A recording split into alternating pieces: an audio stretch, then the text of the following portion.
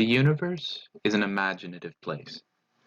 For the most part, the questions we as humans find ourselves with are far beyond our comprehension of nature when they're asked. And when questions started coming up about why Saturn appeared so wide through a telescope, or about why it had holes in it, we found ourselves rather far out of our scientific depth.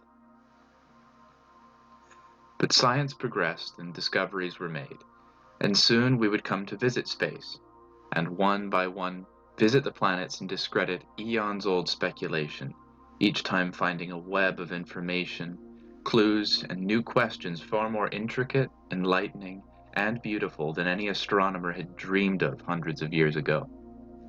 Among these, the Cassini mission to Saturn would answer more questions than we knew we actually had. Pioneer 11 and the Voyager 1 and 2 probes made flybys of Saturn during their grand tours of the solar system between the years 1979 and 1981.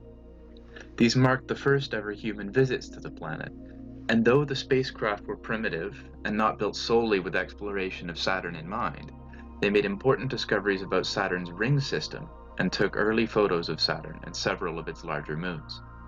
Relatively little in the way of scientific observations or discoveries were made, and none of these probes entered orbit around Saturn, giving them very little time, if any, even if they had been designed for a mission to the ring planet.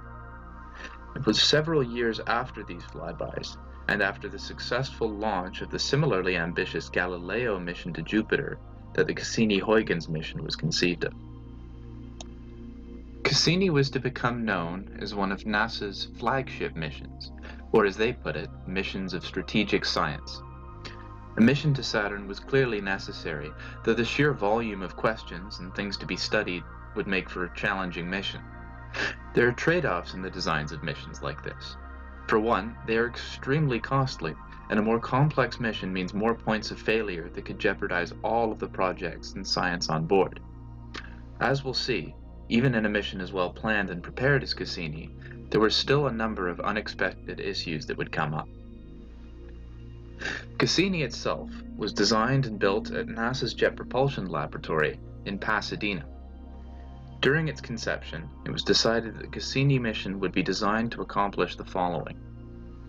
Cassini would determine the vertical structure of Saturn's atmosphere, understand the rotational structure of the upper and lower parts of the planet's atmosphere, investigate the relationship between Saturn's magnetosphere, ionosphere, and its rings, study the configuration of the rings, and investigate the dynamical processes that shape them, including the embedded moons, investigate and understand the major moons of Saturn, their surfaces, history, basic geology, composition, and interactions with each other and with Saturn itself.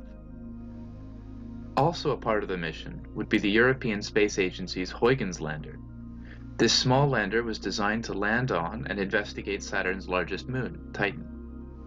Once there, it would determine the abundance of atmospheric constituents, including the noble gases, investigate all properties of Titan's atmosphere and surface, including scale heights, abundance, and temperature gradients. It would infer the internal structure of the moon, if possible, and it would investigate the upper atmosphere, its ionization, and the role of those ions as a source of charged particles in Saturn's ionosphere. Once all was said and done for the objectives of the mission, the design of the spacecraft became the next issue. The ambitious mission meant that a plethora of instruments, some of them quite large, had to be mounted onto the spacecraft. The immediate issue that this causes is one of weight. Even once everything had been optimized, the Cassini-Huygens spacecraft remains the largest to have been sent into deep space. Its wet weight was 5,700 kilograms, which is enormous considering how far it went. By contrast, the Galileo mission weighed about 2,500 kilograms, and New Horizons was closer to 500. Because the spacecraft mass varies, a common measurement of a spacecraft's range is made in terms of how much it can change its velocity in an initially stationary reference frame. This measurement is called delta V. The baseline delta V to reach Earth orbit, it depends on the aerodynamics of the rocket in question, is about 9,400 meters per second. This accounts for the 7,800 meters per second of velocity needed to orbit the Earth at a low altitude, plus some extra to counter atmospheric drag and gravitational deceleration on the way up. The rocket equation tells us that, depending on the efficiencies of the different stages of your rocket, you have to scale the size of your initial rocket by the same scale as any mass changes made to the final spacecraft. That means if you want to double the size of your final probe and still have the same amount of performance with it, then even ideally you have to double the size of your initial rocket. There are other problems that come with the size of the spacecraft and the nature of the mission, however. Saturn orbits about 10 times farther away from the Sun than the Earth does, which means that the photon flux at Saturn is on the order of 100th that which we get here on Earth. Many inner solar system probes happily use large photovoltaic solar arrays to garner enough power for the spacecraft. Especially at the time, though, it would have been extremely difficult to power Cassini this way, given the large power draw of all the instruments on board. Large enough solar arrays this far from the Sun would have been impractically large and would make the spacecraft far more massive. As we've seen, this would also have a great effect on the required mass of the launch vehicle. Besides solar power, options for providing sufficient power over such a long mission are extremely limited. Onboard battery power can simply never be enough for such a long mission, and so the only energy source with a high enough energy density to be reasonable on a probe like Cassini is nuclear power. The way that outer solar system probes use nuclear power is not the same as they do here on Earth. Rather than using heat generated by a regulated nuclear reaction to produce steam and turn a turbine, probes like Cassini take advantage of natural radioactive decay to generate a voltage. Typically, these generators, known as radioisotope thermoelectric generators, or RTGs, use the same principle as that of solar panels to convert thermal energy into power, only they use infrared photons as opposed to visible ones. The choice of the isotope used to power the mission is an important one. The isotope needs to have minimal weight, a long enough half-life to provide ample power for the mission, and it must emit particles that pose little danger to the spacecraft.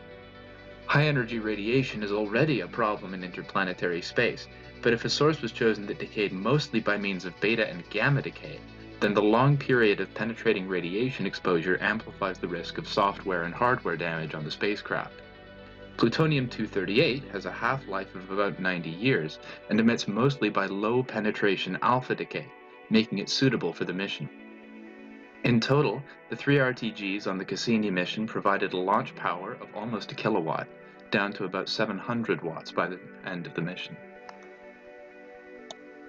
Despite this effort, the mass of the spacecraft was still a significant issue. A large part of the budget for most missions is spent on the rocket booster that gets it on its way, even though this has little scientific return, if any. Minimizing the cost of this booster is therefore a goal of any mission. There is a baseline amount of energy that the rocket must provide the spacecraft, which is enough to break Earth orbit. This invariably takes about 13 kilometers per second of delta V starting at the pad. Normally, it would then take another 10 kilometers per second of delta V to change to a trajectory that intercepts Saturn's orbit at its aphelion. The Cassini mission, however, did not first transfer to Saturn from this point. Instead, Cassini went to Venus. It's easy to think of traveling to Venus as a step in the wrong direction, but this is not the case. The use of chemical engines is a brute force method of space travel, and there are ways of taking advantage of the incredible amount of energy stored in the solar system already to provide the required delta V instead. In its journey to Saturn, Cassini performed a total of 3 gravity assists, 2 with Venus and 1 with Earth. Gravity assists use the conservation laws to take angular momentum from the planets and give it to the spacecraft. When a spacecraft enters the influence of a planet going around the Sun, it has a certain energy. If nothing is done to change the energy of the spacecraft, it will leave this influence with the same energy as it entered with. What can be changed, however, is the direction of the spacecraft's motion relative to the planet. The planet's gravity, though insufficient to capture the spacecraft, which is because it came from outside of the planet's influence and always has a total energy greater than 0, bends the trajectory of the spacecraft and makes a greater portion of the spacecraft's velocity tangential relative to the Sun. This causes the planet to lose energy and angular momentum, while the spacecraft takes an equal amount away. It is also more efficient to use fuel during a gravity assist because the kinetic energy you gain is proportional to the square of your velocity in a given reference frame. As an object, like a spacecraft, is whipped around a planet deep inside its gravity well, it is moving faster relative to the planet and the Sun. If you change your velocity by 500 meters per second at a slow speed, you actually change your kinetic energy by less than if you change your velocity by the same amount when you're already moving quickly. This is called the Oberth effect. Cassini was launched on the 15th of October 1997 and performed 3 of these gravity assists, each one being used to set up the next. The 2 flybys of Venus occurred in 1998 and in April 1999, with another flyby of the Earth taking place in August of that year. With this, Cassini was set off on its way to Saturn. Several years is a long time for a probe to wait, however, and Cassini did several things on the way there. First, 7 months after its encounter with the Earth, Cassini was almost exactly in conjunction with the Sun from the Earth, meaning that Cassini and the Earth were on almost opposite sides of the Sun.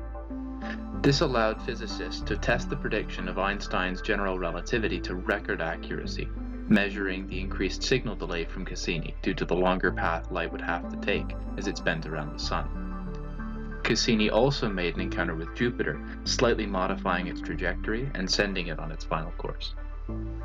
Cassini made a burn to insert itself into a highly eccentric orbit around Saturn on the 1st of July 2004.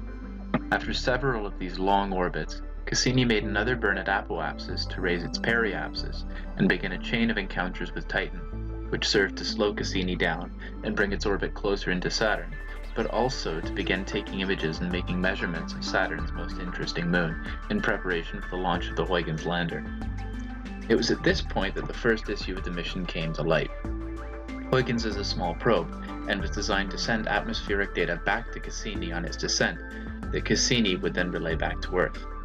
After releasing Huygens, Cassini and Huygens would soon be traveling at very different speeds, causing a Doppler shift that had not been properly accounted for in some of Cassini's software.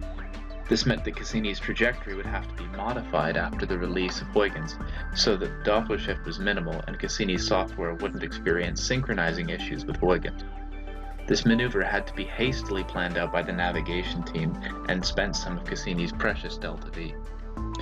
Despite this setback, the change was made and Huygens was released on the 25th of December 2004, successfully entering Titan's atmosphere on the 14th of January.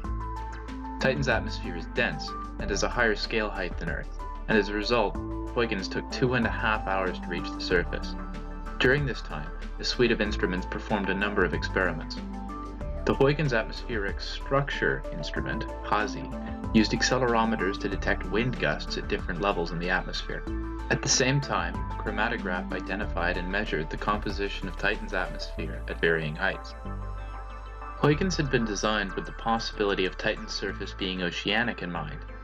This ended up not being the case, which made some acoustic sounding equipment for determining ocean composition and depth quite useless, though the rate at which heat left Huygens after touchdown implied that the surface was quite damp. Saturn has many more curious features than just Titan, however. Incredible discoveries were made about many of Saturn's other moons. Enceladus, for example, is an icy moon of Saturn, and it was found to have a significant exosphere and a halo made up of ionized water vapor, replenished through enormous geysers, cracks in the ice shooting liquid from a subsurface ocean to hundreds of kilometers above the surface at the South Pole. Due to Enceladus' small size, some of this vapor escapes entirely, and this was found to constitute the bulk of the material in Saturn's sparse E ring. The moon Mimas was found with an enormous impact crater, which was named after Sir William Herschel. Saturn's second largest moon, Iapetus, was found to have an uncommon color pattern and texture, and an extremely unusual equatorial bulge. One possible source of this bulge is Saturn's extensive ring system. Saturn's 3 main rings, A, B, and C, from out to in, are separated by the Maxwell gap and the Cassini division. Parts of the B ring have an optical depth of up to 5, meaning that as much as 99% of light is blocked trying to cross the ring. Moons like Pan in Saturn's rings carve out other gaps. Though Pan was discovered in old images from Voyager 2, its shape was determined by Cassini. It and other moons in Saturn's rings were found to be shaped like ravioli, with equatorial bulges where ring material has accreted onto them over time. Because Pan exists in a gap, it moves faster than the material on the outside of the gap and slower than that on the inside, and its gravitational effect causes waves and eddies to form in the nearby ring. Saturn's mesmerizing hexagonal polar vortex was imaged in great detail, and was determined to be due to a stable arrangement of several sizes of vortices in resonances with each other. Cassini would map Saturn's magnetosphere in detail. It was already known that Saturn's magnetosphere was weaker than that of Jupiter, but Cassini made other intriguing finds. Firstly, Saturn's magnetic and geographic poles line up almost perfectly, which has not been the case for other gas giants in the solar system. Uranus, in particular, has an erratic magnetic field with the poles almost 45 degrees from the rotation axis. Saturn's magnetopause, like most other gas giants, was found at about 20 planetary radii. Its ionosphere was found to be dense and extensive, pumped up by the ionized water vapor from Enceladus and trapped by Saturn's magnetic field. Though it was difficult to infer Saturn's inner workings and composition, observations made by Cassini were consistent with a mantle of liquid hydrogen, possibly becoming metallic near the core of the planet. The mission was extended twice, once in 2008 and then again in 2010.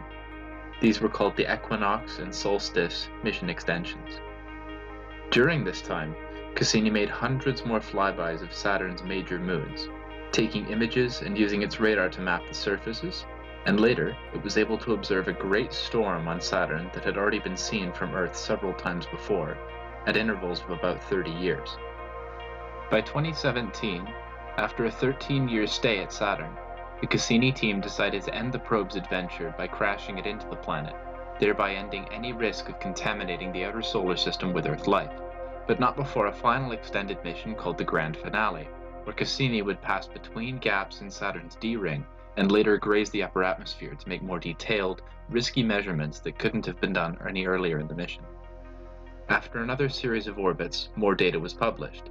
A Saturnian day had been found to be exactly 10 hours, 33 minutes, and 38 seconds. It was also found that the bulk of Saturn's rings could be as young as 10 million years old, making them possibly not around during the time of the dinosaurs. One final encounter with Titan put Cassini on a trajectory to burn up in Saturn's upper atmosphere. Cassini's final received signal came only 30 seconds after expected,